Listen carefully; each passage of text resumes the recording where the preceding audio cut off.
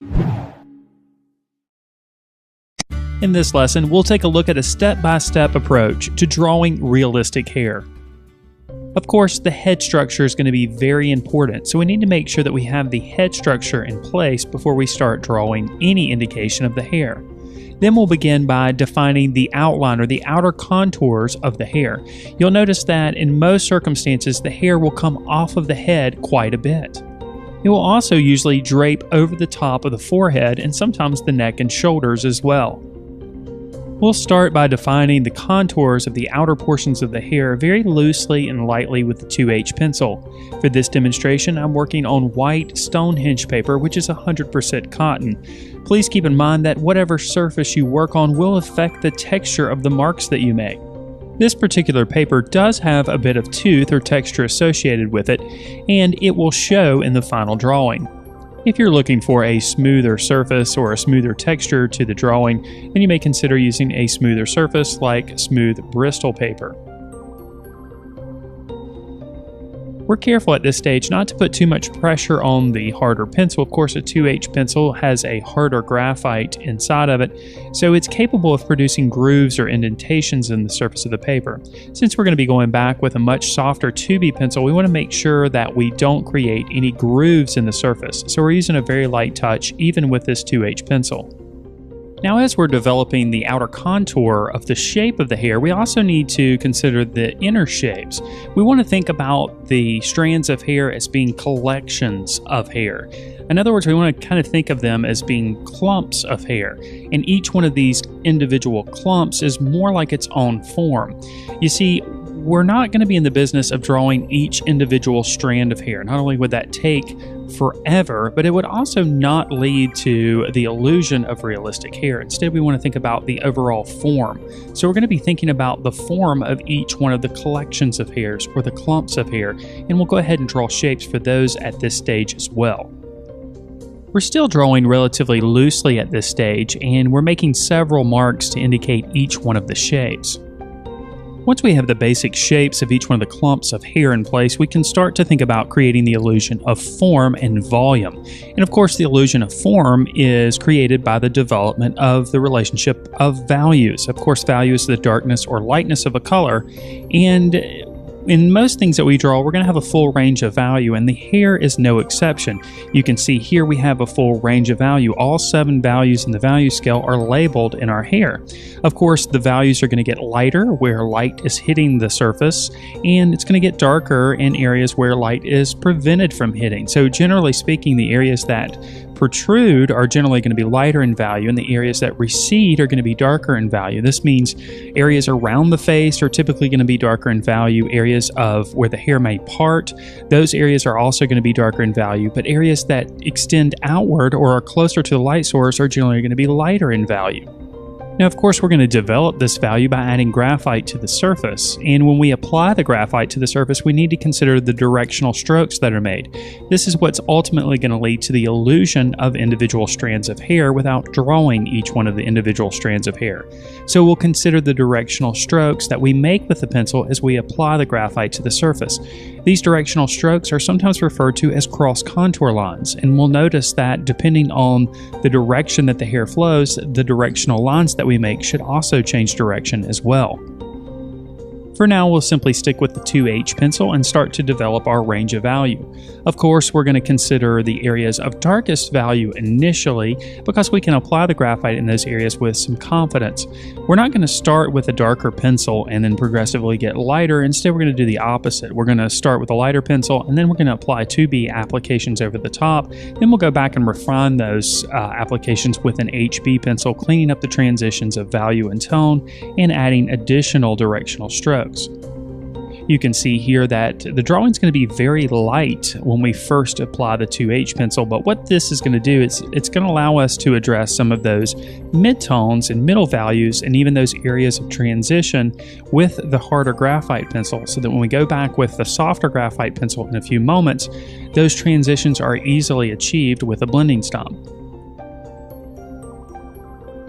It's important to note that the grade of graphite that you're using, right now we're using one of the harder graphite pencils, is going to interact with the tooth or the texture of the paper differently. In other words, our harder pencil that we're using now is going to show less of the tooth of the paper, so the texture of the paper is a little bit less evident with a harder pencil. A softer pencil, for example a 2B pencil, will interact with the grooves of the paper differently and will show a little bit more of the tooth or the texture of the paper. This is important to note because if you want to smooth transitions of tone or value or eradicate much of the tooth of the paper or make it less visible, you can always go back with a harder pencil after you've made softer pencil applications to smooth out those gradations or changes of tone and value and eradicate some of the texture. Of course, we don't want to force too many of the darker values at this stage. We need to understand that there are limitations to the harder graphite pencils. In other words, there's a certain darkness that the 2H pencil can go to without starting to mar or destroy the tooth of the paper. So we want to be careful that we don't place too much pressure with this harder pencil and flatten the tooth of the paper, which ultimately could lead to additional shine made by the graphite. Now, of course, we want the hair to have a softer appearance, and the way we're going to achieve that is by using a blending stump to work some of the graphite applications into the surface of the paper. We'll use the blending stump just as we did the graphite pencil and consider the directional strokes or the cross contour lines of each section of the hair.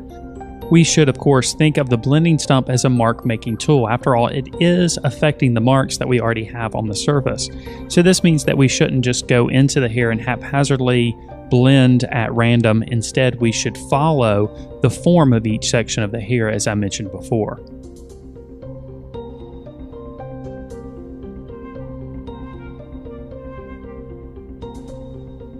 Now that we've got our initial applications of graphite on the surface and we've blended them in with the blending stump, we can move on to a softer graphite pencil.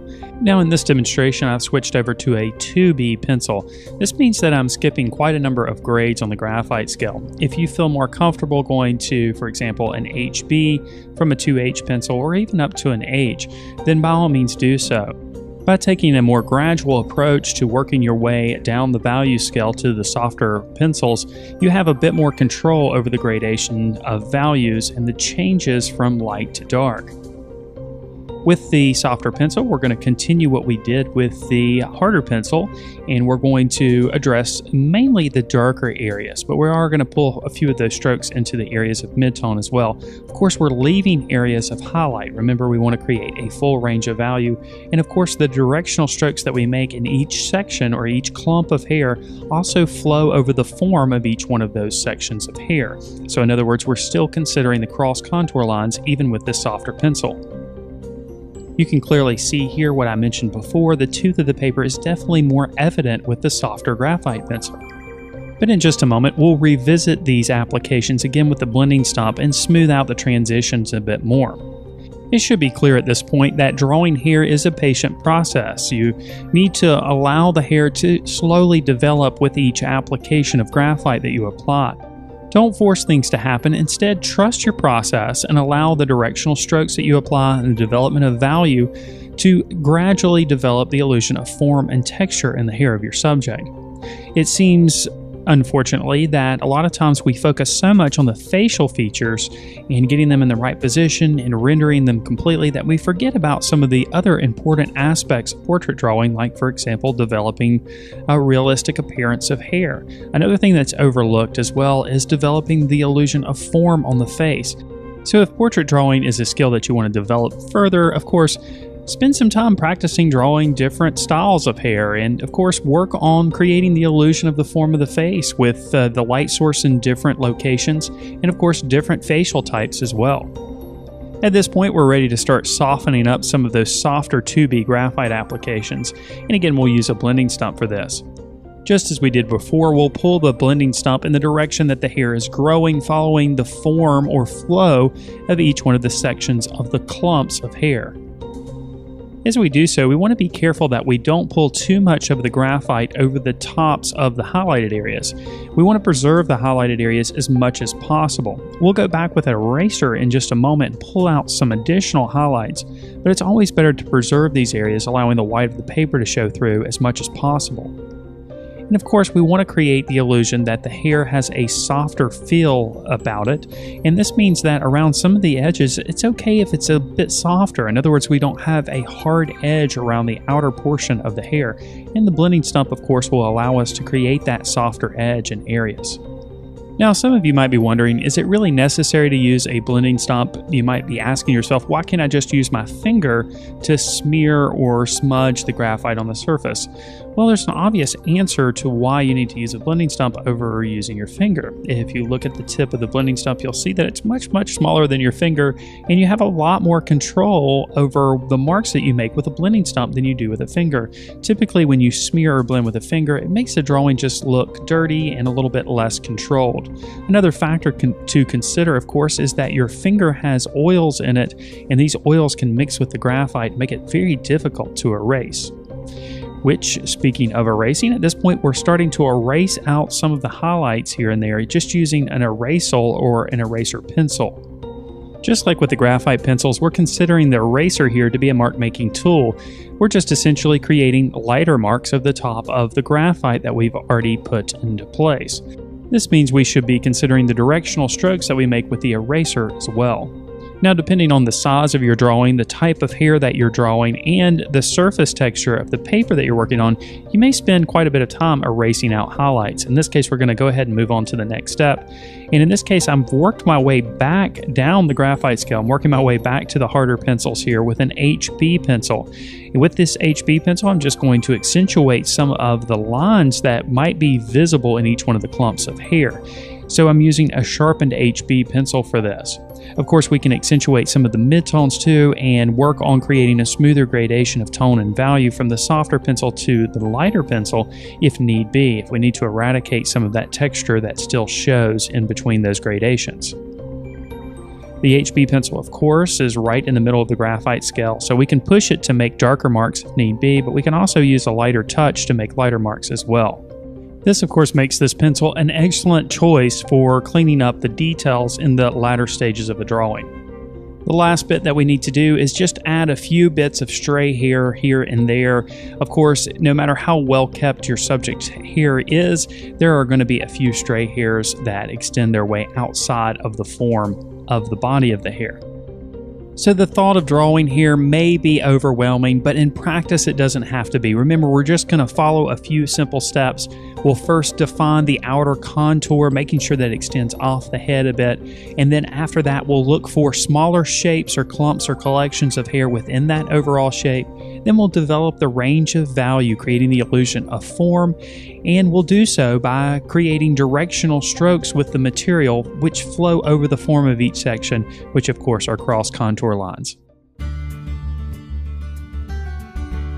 If you enjoyed this video, then subscribe to the channel. And if you're ready to learn even more about drawing and painting, then check out our comprehensive membership program, which includes video courses, weekly live lessons, ebooks, lesson plans for teachers, and much more. Just click on the link to learn more. Thank you so much for watching.